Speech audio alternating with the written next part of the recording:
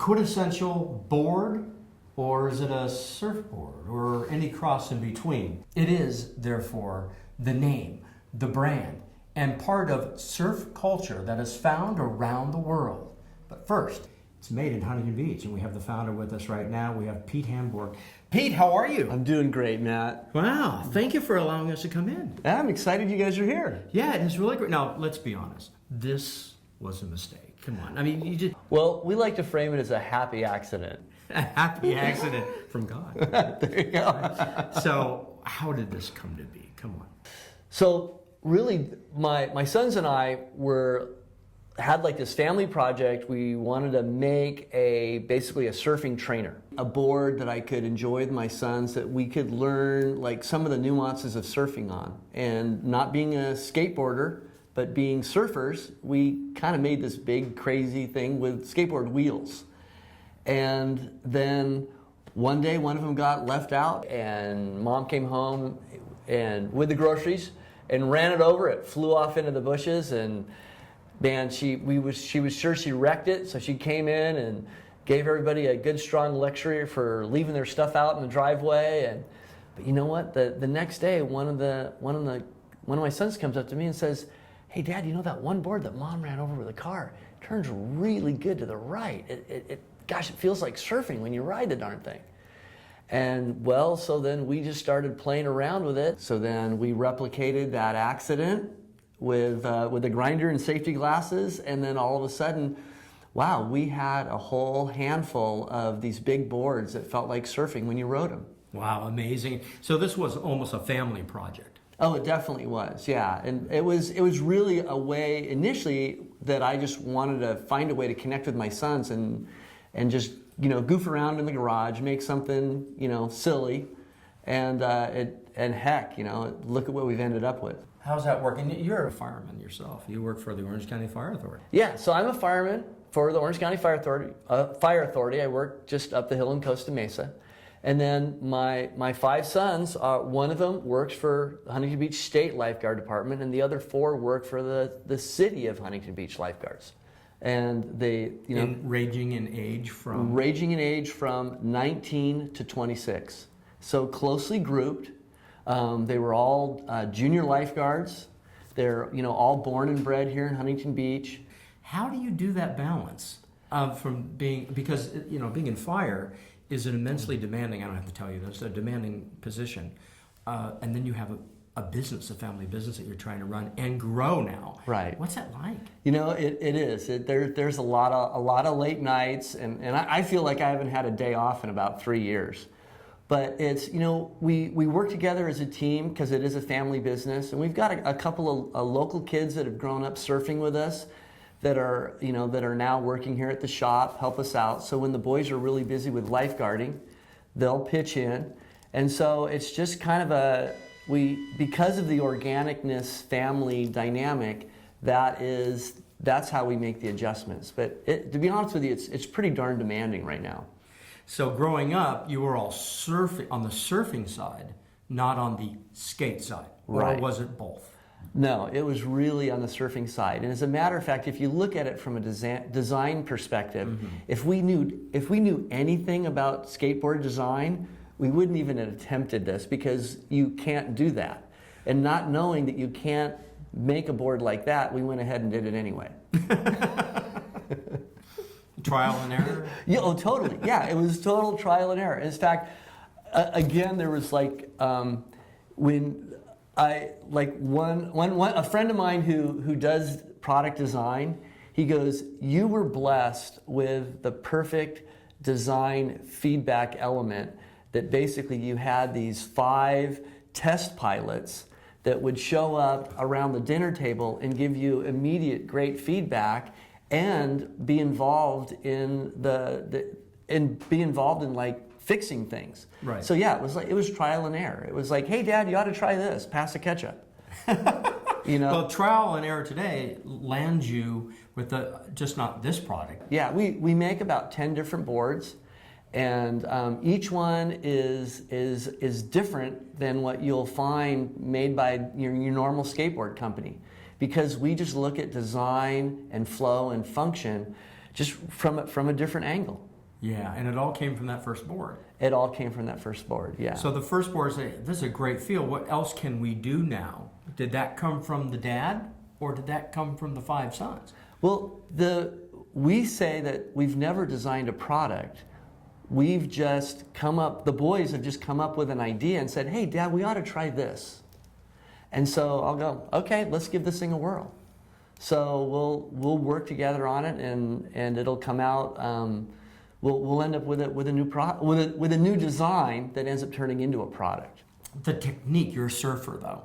So the technique in surfing, as it applies to a larger skateboard, how does that change, or how is that similar to the art of surfing?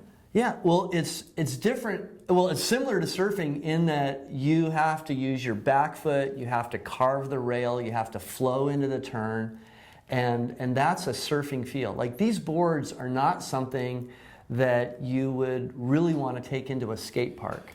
They just really wouldn't work there. Gotcha. But if you've got a nice flat piece of asphalt, like what we say is that, well, if you've got a nice flat piece of asphalt and you want to get your surf on, this is what you can do it with. You can do it with a HAMBOARD. Well, we're going to see how it's made here in just a little bit. But first of all, you are where today? You have a great website, by the way. Oh, thank you. Fantastic website. Where can people find you today? And you were probably purchased around the world, is that correct? Right, yeah. Well, about 60% of our boards are sold online. Mm-hmm. Like you said, we've got the great website going on. The other, they can be found like in upscale surf shops, like Huntington Surf and Sport. We've been in there since 2006. 2006? 2006. They were our very first retail shop ever. How did that come about? That must have been just exciting for you. Oh, it was exciting. And we didn't realize other people, because since we didn't understand the industry, we didn't realize that they're like one of the most difficult shops to get into because they're so prestigious. And Huntington Beach is such an influential community. And since Huntington Surf and Sport is so iconic, to get product in there is darn near impossible. Mm. We knew so little about the industry starting. We didn't even realize basically that we were decided to climb a hill and we knocked off Everest. And yeah, Huntington Surf and Sport is really an amazing place to get your product in at any point, but to start off there is just like gobsmacking. But for us, we were just riding the boards around, up and down the boardwalk there at Pier Plaza. They come walking across PCH and said, hey, you guys make these, right? And yeah, well, we've seen you around and want to know if you'll make a few extra, and we'd love to put them in our shop. So, okay, well, we had no idea how to write an invoice or, really where to deliver them. And they were so great. They just mentored us through the whole process. And Aaron Pye. What can you say about Aaron Pye? Oh, Aaron Pye, who's the owner and founder of Huntington Surf and Sport. He was behind so much of helping us, because he recognized that this is part of HAMBOARDS is really kind of part of Huntington Beach, part of the culture, and so they wanted to know how they could help and help us get into the retail side of things.